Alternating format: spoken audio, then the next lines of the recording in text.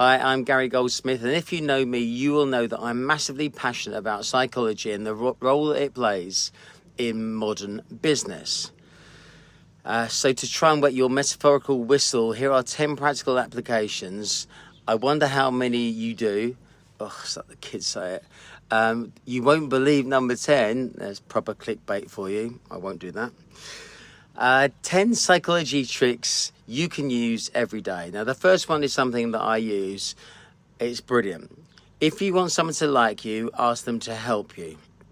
It sounds silly, sounds counterintuitive, but here's why it works. This was one of my secret weapons and my absolute go-to. When someone helps you, their brain thinks, I must like this person, otherwise I wouldn't be trying this hard to help them. This was my business hack to get in front of those customers that nobody else could, well, prospects to turn them into customers. Now, the self-perception effect. Your brain is watching your actions to decide who you are. If you act confidently, even when you don't feel it, your brain will start to believe that you are. It's the origin story behind fake it till you make it. Pretend long enough and your brain will turn it real. The spotlight effect. If you want people to like you, don't try to be perfect. Nobody is. Try to be present. Most people won't remember your exact words, but they'll always remember how you made them feel with the words that you chose. Now, opening or closing a call with a funny joke or story is very route one, but it's certainly the way I work, and it works brilliantly for me. Do this and people won't just like you more, they'll remember you. Now, the power posture. I'm slouching here, but it is Versace, so give us a break. When you slouch, your brain thinks you're weak or tired. But when you stand tall, your brain feels strong. So even if you don't feel brave, your body can trick your mind.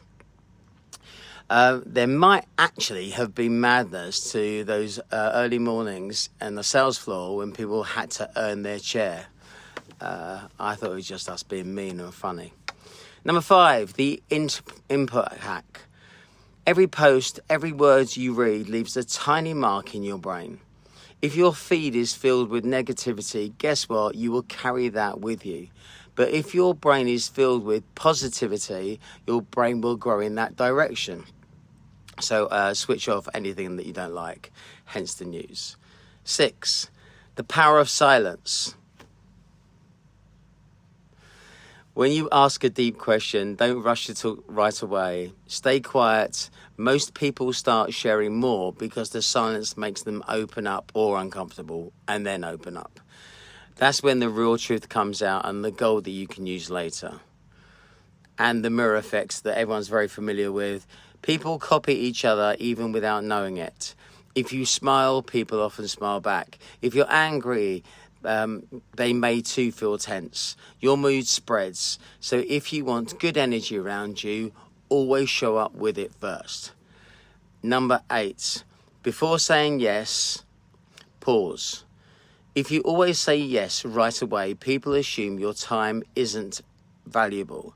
Instead, when someone offers you something, a job, an invite, an interview, pause before saying yes. Say, let me think about it. Sounds great, but only if you, and use it as an opportunity to negotiate something more. This subconsciously increases your perceived worth, making people want you more. The story effect. Your brain remembers stories better than facts. Fact. A story has people, feelings, a beginning and an end, and your brain plays with your attention. It's always looking to see what happens next. Stories help others see the picture in their mind the way it is in yours. They feel what you feel, so the message sticks. So if you want people to remember X, tell them a story including this. The echo trick. Your brain starts to believe the words you hear the most. If you tell yourself things like, I'm good enough, or I can do this, your brain will start to believe it. So too everybody who is in earshot.